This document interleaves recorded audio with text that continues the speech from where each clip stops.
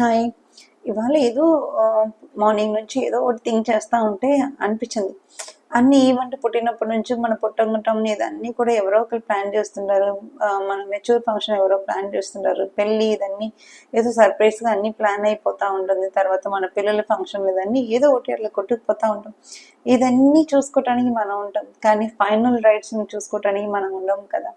మన రైట్స్ ఎట్లా ఉండాలి, మన రైట్స్ అప్పుడు మనం ఏం చేయాలి, ఫైనల్ డెస్టినేషన్ ఎట్లా రీచ్ అవ్వాలి, ఇదన్నీ మనం ఇప్పుడు వెళ్ళే ప్రయాణం అంతా టెంపరవరీయే కదా. టెంపరవరీ అని తెలుసు. ఫైనల్గా మనం ఎలా పోయినప్పుడు కూడా మనకు నచ్చినట్టు ఎలా పోవాలి అని అనుకుని అవును కదా. నేను కూడా నాకు నచ్చిన విధానం మా పిల్లలకి కానీ, లేదంటే మా ఆయనకి కానీ, ఫ్యామిలీ మెంబర్స్ కానీ, ఫ్రెండ్స్ కానీ చెప్పిన తర్వాత కానీ తెలియదు కదా. సో వాళ్ళకి నచ్చినట్టు వాళ్ళు చేస్తారు, కానీ వాళ్ళకి నచ్చినట్టు వాళ్ళు చేస్తే అది నా ఫైనల్ రైట్స్ ఎలా అవుతుంది. సో నా ఫైనల్ రైట్స్ కూడా నాకు నచ్చినట్టు హ్యాపీగా ఉండాలి అని అనుకుని, సో అలా ఏదో థింక్ చేస్తూ ఉన్నాను. అంటే ఏంటి పిచ్చి ముదిరిపోయింది అని అనుకోవద్దు, బట్ ఈ ఒక కైండ్ ఆఫ్ సాటిస్ఫాక్షన్ లెవెల్స్లో ఉంటే బాగుంటుంది కదా. ప్రతిదాన్ని ప్లాన్ చేస్తాం, బట్ ఇది కూడా ప్లాన్ చేసుకోవాలని అనిపించింది. అలా ఉన్నప్పుడు నేను చెప్పాను, హాస్పిటల్లో స్టే అట్లాంటివి వద్దు, వెంటిలేషన్ ఎక్కువ అట్లాంటివి ఏదైనా పెట్టుకోవాలి. ఎక్కువ స్టేలో ఉండి సఫర్ అవ్వాలంటే అసలు సఫర్ అవ్వటం కార్యక్రమాలు పెట్టుకోవద్దు. లైఫ్ అది ఎట్లాగో పీస్ఫుల్గా బతకలేము, అట్లీస్ట్ డెత్ అయినా పీస్ఫుల్గా ఉండాలని అనుకుంటున్నాను. సో పెయిన్ చేసిన ప్రాసెస్ అన్ని నాకు చేయవద్దు. అలాగే ఎక్స్ట్రా అందరినీ పిలుచుకొని భోజనాలు పెట్టుకొని ఇదన్నీ పండగలు ఇలాగా ఒక దీనం చేయటం అది చేయటం ఇదన్నీ మనీ వేస్ట్ చేయవద్దు.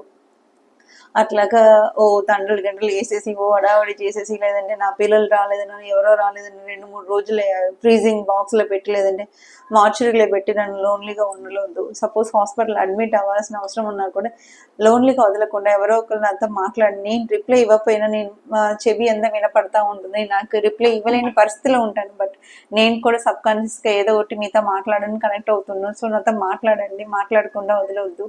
అలాగా నాకు లావెండర్ ఫ్రాగ్రెన్స్ అంటే చాలా ఇష్టం, స్ప్రే అంటే చాలా ఇష్టం.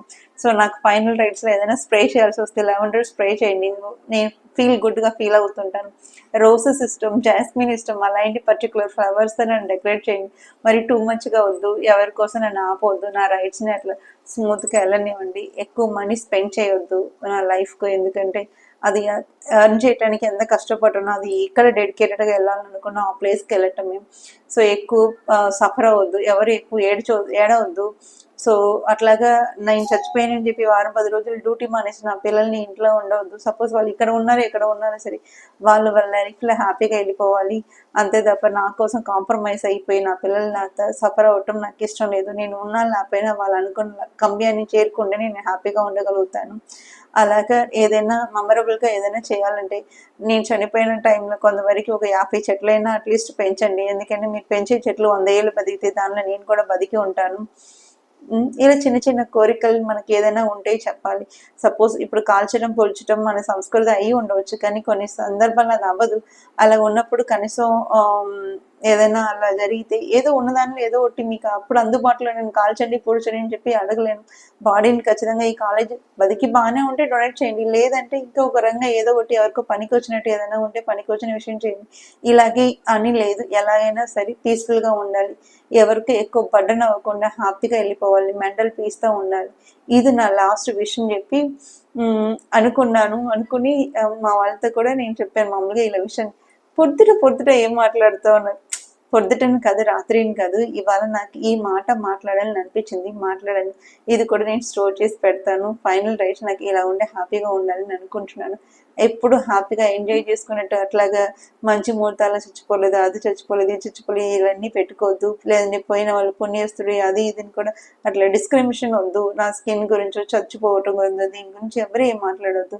మాట్లాడితే నా అచీవ్మెంట్ గురించి మాట్లాడి, నేను లేనప్పుడు ఎలా ఫీల్ అవుతానని మాట్లాడండి. అంతే తప్ప ఉన్నప్పుడు ఏదో చేసింది అది చేసింది ఇది చేసింది చెప్పి ఏదో ఒకటి నెగిటివ్ టాక్స్ వద్దు. నాకు వెళ్ళినప్పుడు ప్రశాంతంగా వెళ్ళాలని అనుకుంటాను కదా.